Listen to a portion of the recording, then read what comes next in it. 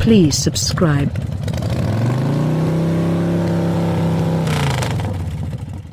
Mike cross focuses on the hole in the trees, and weapons it. There's a quieted growl from the 395 horsepower straight six in the engine, the murmur of elastic on wet rock and the whoomp, whoomp, whoomp of sloppy water detonating from potholes. Cross is slumped in the driver's seat, loose yet eyes laser engaged as he dances 5,035 pounds of SUV through mud-slicked corners with deft, moderate developments of the controlling wheel, his correct hand intermittently making the short reach across to the high-mounted shifter to get another apparatus. The street fixes, and Jaguar Land Rover Central Specialist, Vehicle Respectability, covers his correct foot.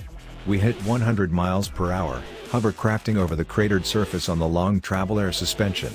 At that point it's difficult for the brakes and three fast snicks of the thickset shifter, prepared for the quickly moving toward 90-degree corner. Off the brakes, turn in, and on the force.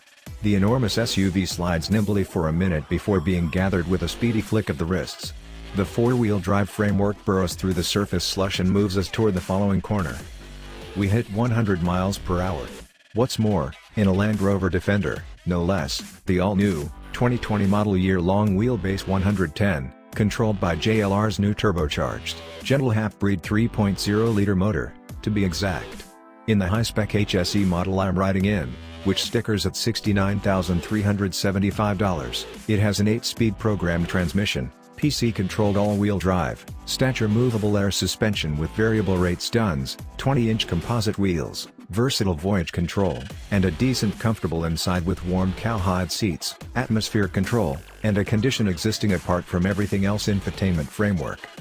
This ain't your daddy's Defender. I figured out how to drive in one of those, my father's 1960 Land Rover Series 2, foxed and blurred army green paint all around, a raggedy canvas top that fluttered like a tent in a tropical storm at 30 miles per hour, and no synchro on first or second riggings. It could essentially go anyplace. Anyplace however 100 miles per hour, that is, except if you drove it off a bluff. I cherished that old Series 2, however, despite everything 8 for 1, yet is something to take out and drive when I have no place to go and the entire day to arrive. Uproarious and awkward and more slow than a wet end of the week in Cleveland, with off-on drum brakes all round, and a hair trigger grip and controlling that made them snort with exertion, it would be absolute wretchedness as regular vehicle. The past-age Defender, out of creation since mid-2016, was anything but a million miles expelled from that unrefined old Series 2. Certainly, it had a pleasant torquey diesel 4-banger in the engine, a 6-speed manual transmission with synchromesh on all the riggings, a refined perpetual all-wheel drive framework, in addition to smooth riding curl springs and circle brakes all round. Be that as it may, it felt more seasoned than Methuselah the minute you wheeled it into traffic. Like a Morgan Plus 4, the old Defender was a car knick-knack, a time-travel machine whose oldie-world idiosyncrasies had endured essentially in light of the fact that it had been discreetly left up a formative circular drive while the cutting-edge world drove by. In all honesty, it was a baneful, tedious thing to drive any huge span. It is anything but difficult to scrutinize the 2020 Defender as excessively overwhelming, excessively intricate, excessively costly. In the event that you put on rose-hued glasses and simply take a gander at the numbers, it appears to be a substantial analysis. However, as my ride with Cross demonstrated, this new Defender is significantly more adjusted and cultivated, progressively ready to accomplish more things all the more skillfully, more productively, more securely than the peculiar old one ever could. How? An insightfully rendered blend of equipment and programming, that is the ticket. The new Defender moves on an engineering called D7X, which is essentially a toughened and reinforced adaptation of the D7U design utilized by the Range Rover and Range Rover Sport.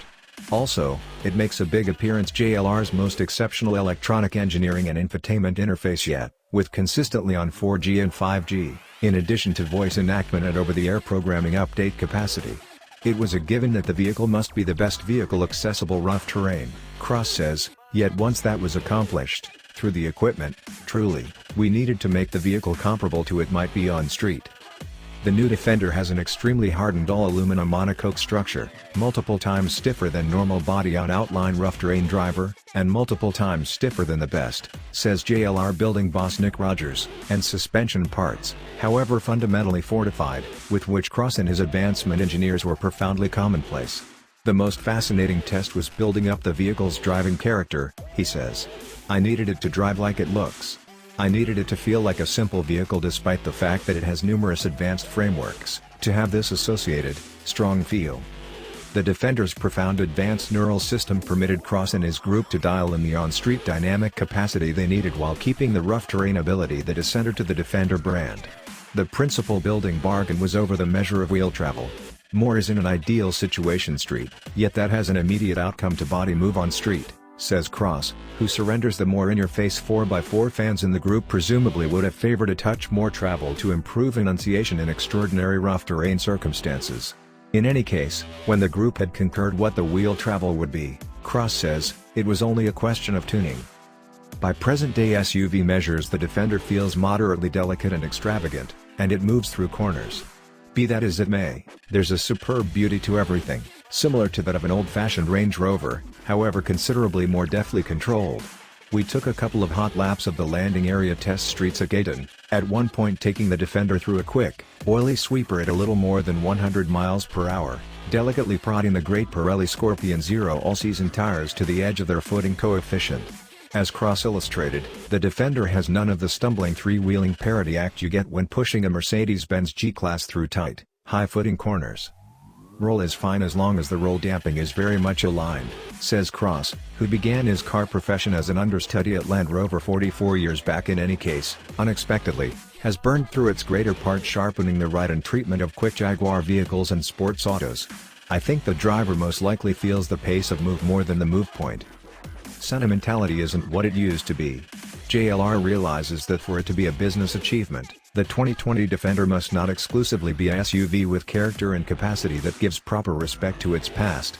It should likewise, increasingly significant, offer all the solace and convenience the present shoppers anticipate. It was a given it must be the best rough terrain, Cross says, yet once that was accomplished, we needed to make the vehicle comparable to it might be on street so it was simpler to live with. So be it to that.